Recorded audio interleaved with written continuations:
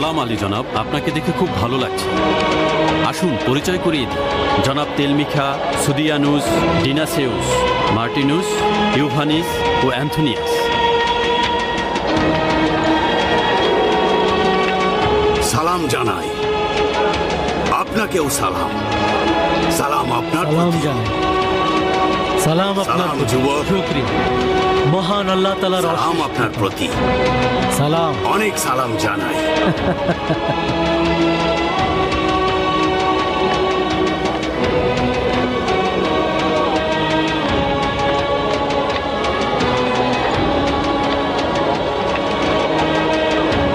সবাই নিচে দাঁড়াও। এত ঝামেলা করছো কেন? এখানে সবার জায়গা হবে না। জনাব থিওডোস, আমার বহুদিনের ইচ্ছা ছিল গুহার ভেতরটা একটু ঘুরে দেখব। আপনার অনুমতি চাইছিলাম। আমারও তাই ইচ্ছে ফাদার ফিলিপস। চলো যাই। হারকিউলিস, এসো।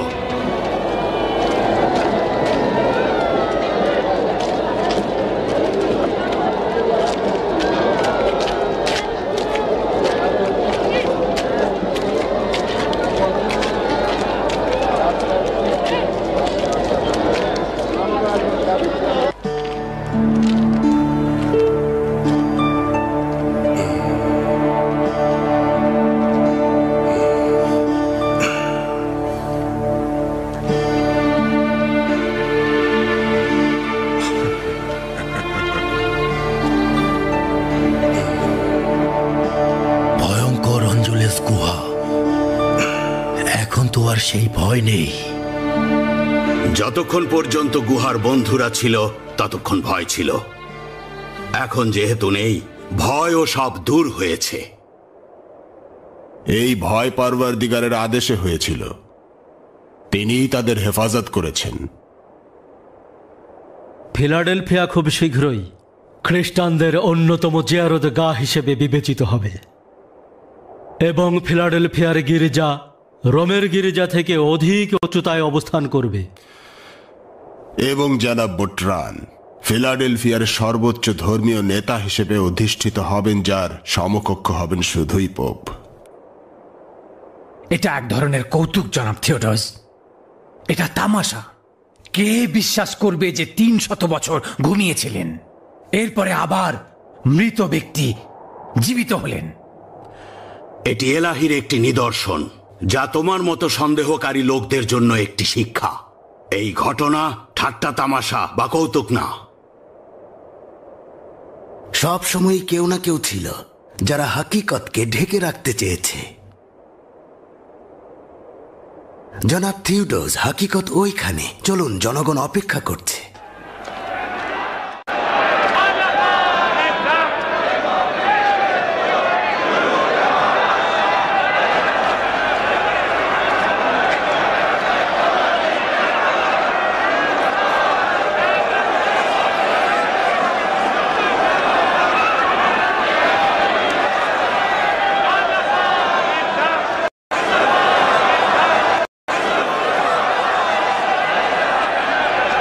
খোদার আউলিয়াগণকে অবশ্যই ভালো পোশাক ও অলঙ্কারে সাজানো উচিত।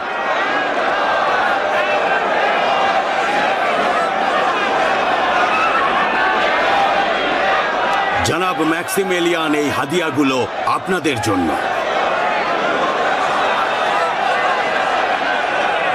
হে আল্লাহর আউলিয়াগণ, আপনারা আমাদের উদ্দেশ্যে কিছু বলুন।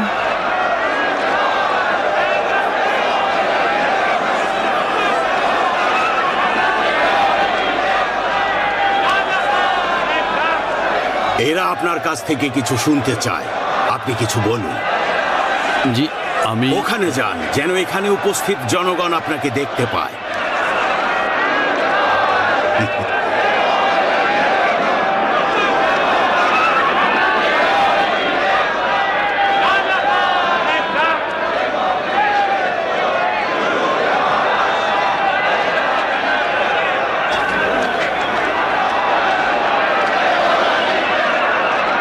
তাদের জন্য কিছু বলুন।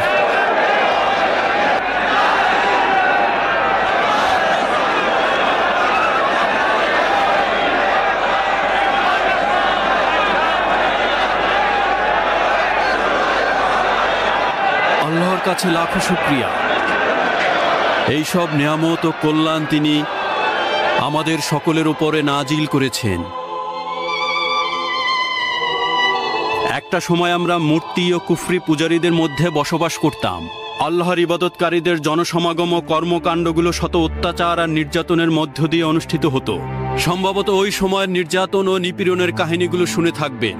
আর এ কারণেই আমি ও আমার বন্ধুরা হযরত ঈসা মসীহের অনুসারীদের এই জনসমাগমকে মূল্যবান মনে করছি এবং মহান আল্লাহ পাকের কাছে শুকরিয়া জানাচ্ছি।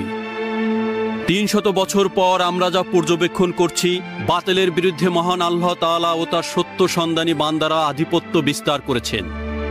হযরত ঈসা মসীহের অনুসারীগণ সব সময় সত্যের ওপরে ছিলেন এবং সেই সত্যের কারণে বাতিল ও কুফরির ধ্বংস হয়েছে। ওই সময়ে আমাদের ও অন্যান্য খ্রিস্টানদের উদ্দেশ্য ছিল খোদার শিরকের বিরুদ্ধে লড়াই করা এবং তাওহীদকে জীবিত করা। আমরা অসংখ্য মূর্তি, খোদার ভাস্কর্য এবং অন্যান্য কুফরির বিরুদ্ধে লড়াই করেছিলাম।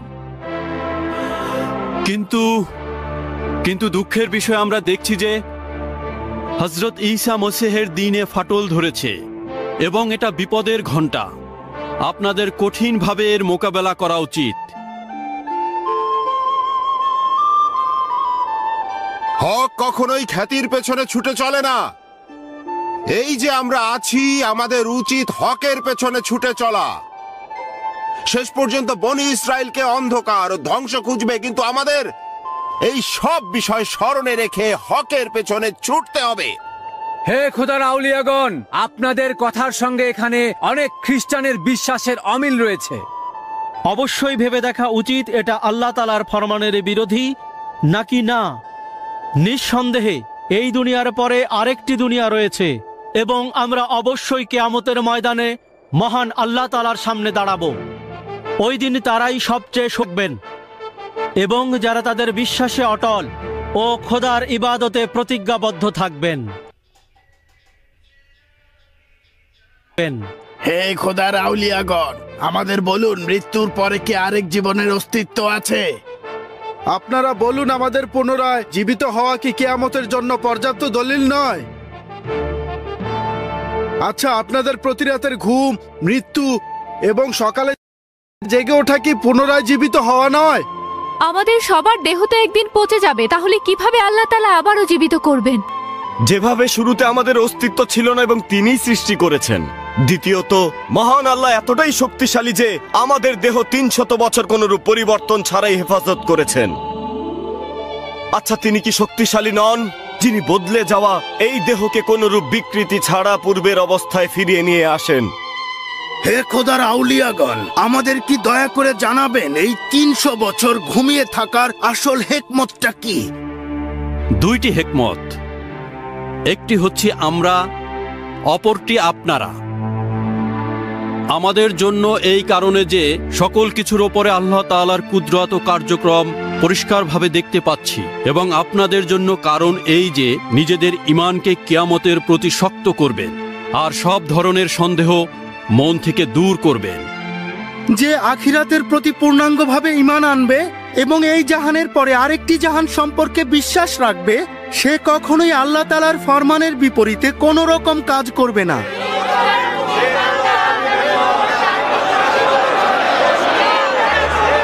আমি আজ খোদার আউলিয়াদের কাছে বলবো এবং অনুরোধ করব তারা সবাই যেন তাদের পবিত্র চরণধুলি দিয়ে আমাদের শহরকে বরকতময় করে।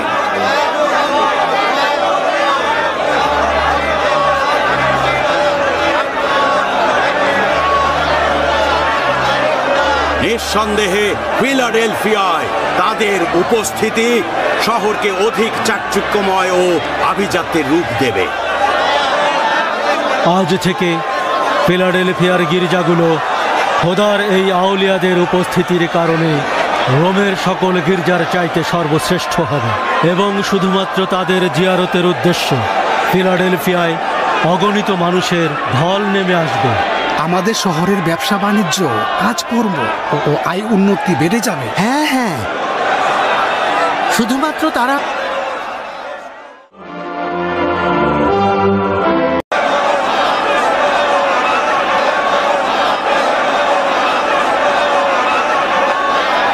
জনগণের উৎসাহ উদ্দীপনা দেখুন।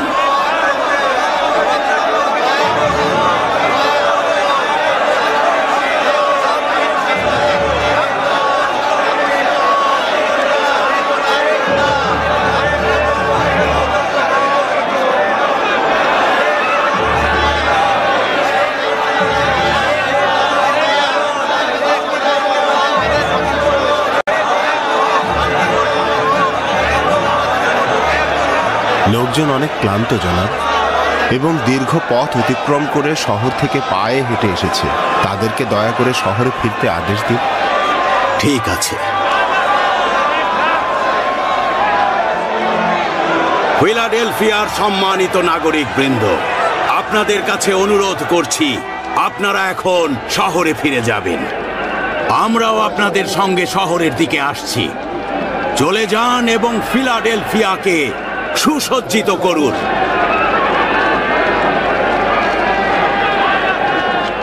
আজ থেকে আমাদের শহর আনন্দ আর উৎফুল্লতায় ডুবে যাবে।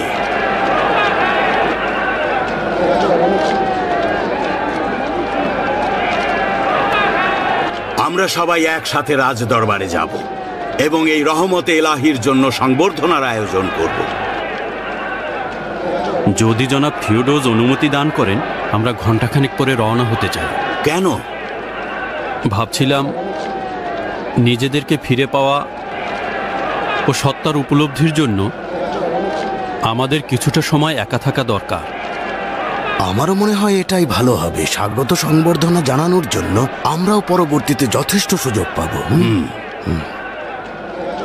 আপনাদের যেমন ইচ্ছা। সিপাহীদের বলছি কোনরূপ ঝামেলা এড়ানোর জন্য যেন এখানে থাকে। অনেক ধন্যবাদ আপনাকে। চলো যাই।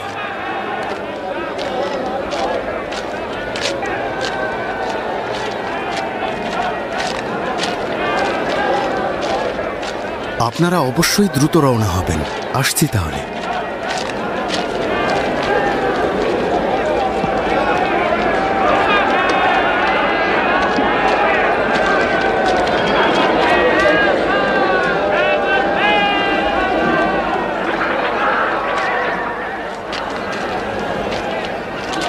অনুমতি দিলে আমিও আমার বন্ধুরা একা থাকতে চাই। যাও, অপেক্ষা করছি।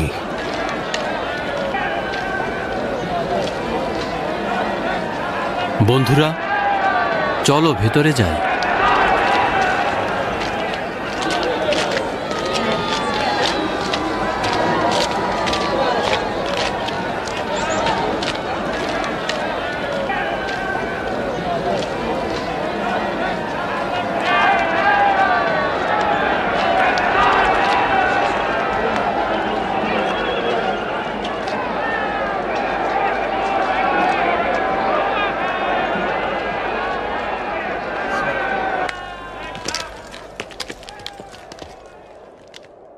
তাদের নির্জনতায় কি ঘটছে?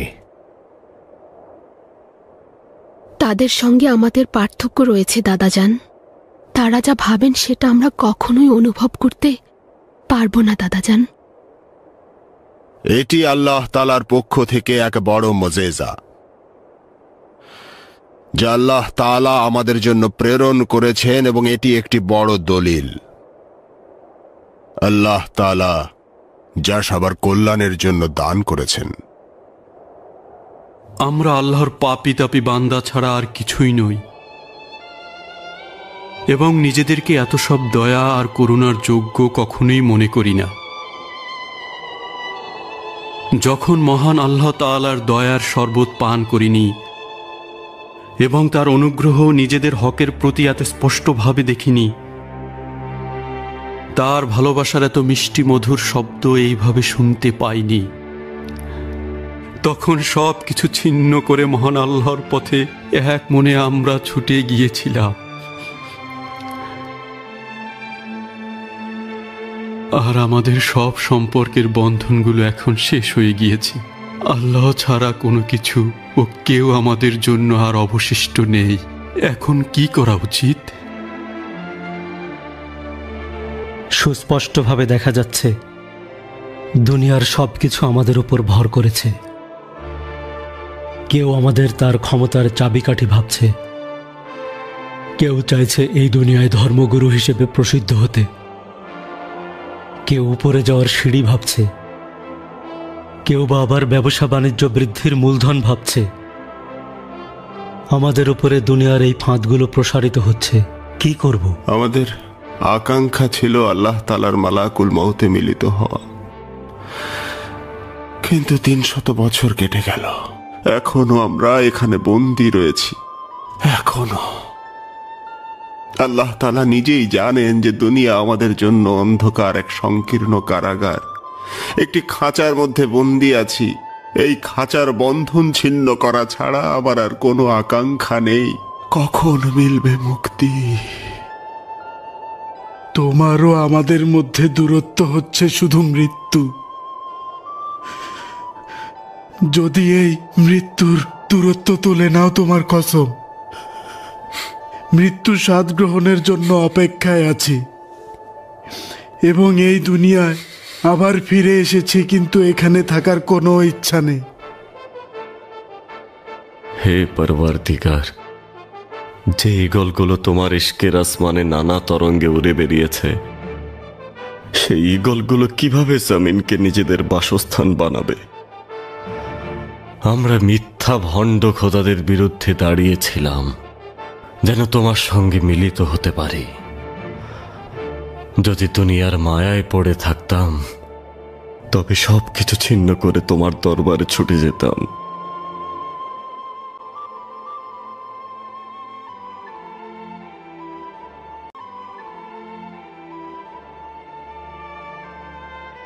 এই দুনিয়ায় সবকিছুর মধ্যে মজেজা রয়েছে। অবশ্য আমরা কিছুর বিষয়ে অভ্যস্ত এবং কিছু বিষয় অনভ্যস্ত। হ্যাঁ, সেটাই আফসোস।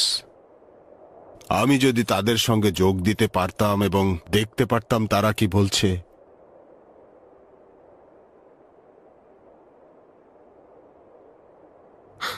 ওইদিকে দেখুন, দেমেত্রিও।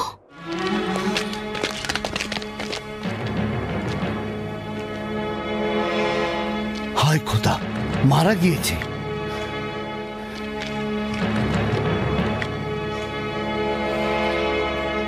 অবশ্যই তাদের খবর দেওয়া উচিত। জনাব ম্যাক্সিমিলিয়ান, বাইরে দেখুন, দেমেত্রিও মারা গিয়েছে। আপনাদের বলছি, হে খোদার আউলিয়াগণ, দয়া করে জবাব দিন। জনাব ম্যাক্সিমিলিয়ান, প্রিয় দাদাজান, দেমেত্রিও মারা গিয়েছে।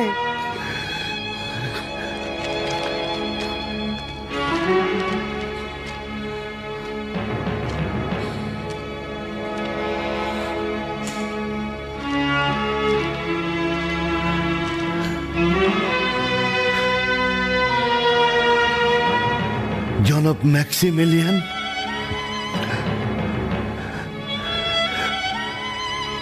জনাব তেলমিখা,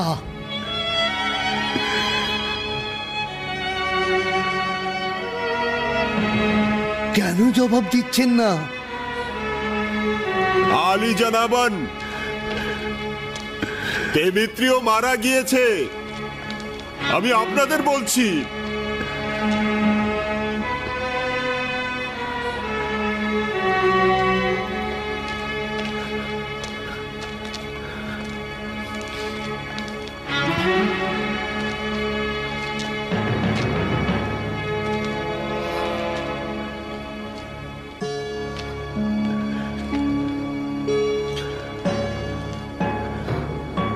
জনাব ম্যাক্সিমিলিয়ান,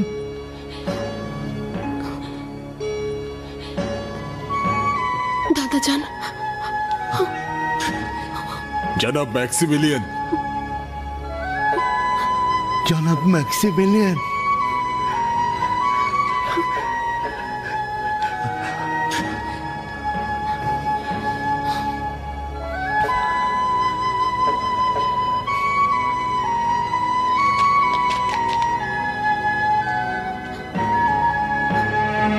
অ্যান্টনিয়াস,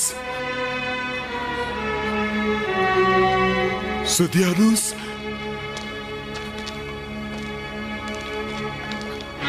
মারা গিয়েছেন। তারা মারা গিয়েছে।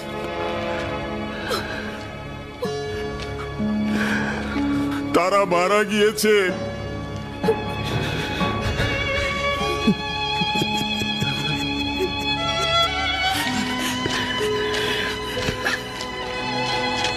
গুহার বন্ধুরা মারা গিয়েছে। খোদার পুত পবিত্র বান্দাগণ মারা গিয়েছে। খোদার আউলিয়াগণ মারা গিয়েছে। সাহাবাগণ মারা গিয়েছেন।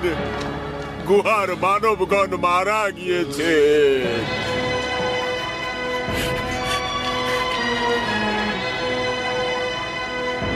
ফিরে চলো।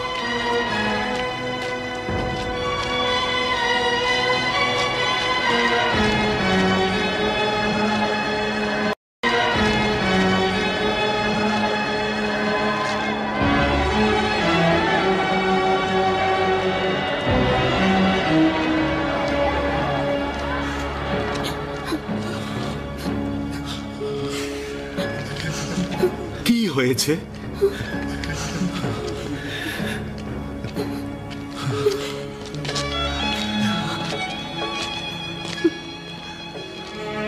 খোদার আউলিয়াগণের কি হয়েছে? খোদার আউলিয়াগণ মহান আল্লাহর সান্নিধ্যে চলে গিয়েছে।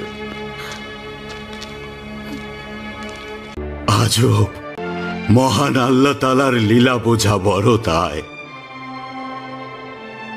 জনাব মোটরান,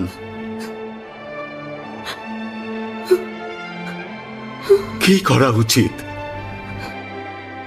আমিও বুঝতে পারছি না। অদ্ভুত একটি দিন ছিল।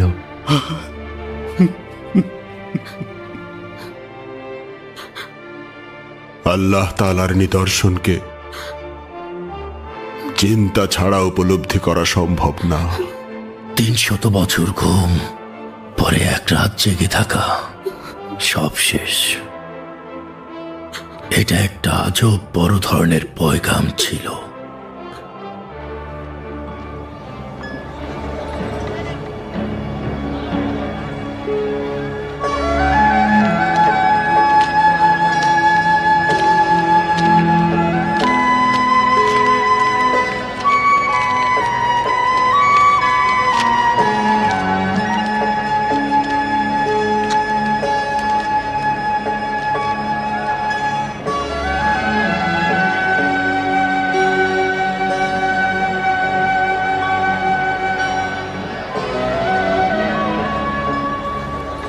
বলো, এখানেই যেন তাদের জন্য 7টি কবর তৈরি করা হয়।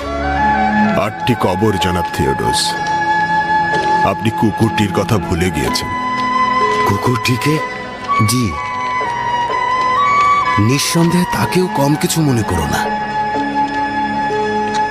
দাফনের আগে সবাই এসে দেখুক এবং তাদের জিয়ারত করুক, কিন্তু কেউ যেন স্পর্শ না করে। আলী জনাব, যদি কল্যাণ মনে করেন তবে এই মহান খোদার আউলিয়াদের সম্মানে এখানে একটি ইবাদতখানা তৈরি করে দিন। ইবাদতখানা কেন? দেখুন জনাব থিওডোস, আমি বলছি না যে তারা মিথ্যা বলেছে, কিন্তু তারা যা কিছুই বলেছে খোদা তাদের বিষয়ে সিদ্ধান্ত নেবে। জনাব হারকিউলিস আবার কখন থেকে খোদাকে চিনলেন? যা হয়েছিল এখন শেষ।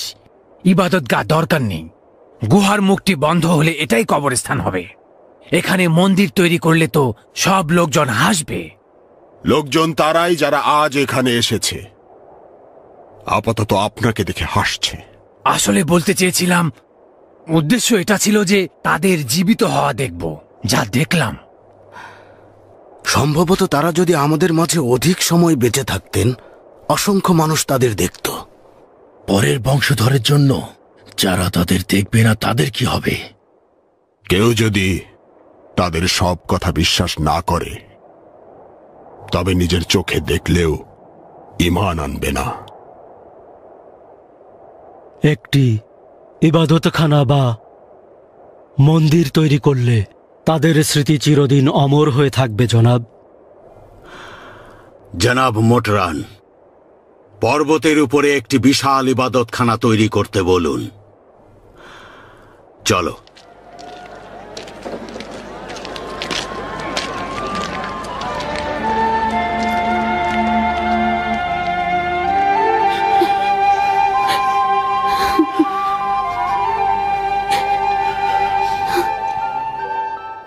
যায় আমরাই বন্ধুদের মাঝে আগন্তুক। হ্যাঁ, আমরা তাদের নির্জনতাকে নষ্ট করে দিচ্ছি।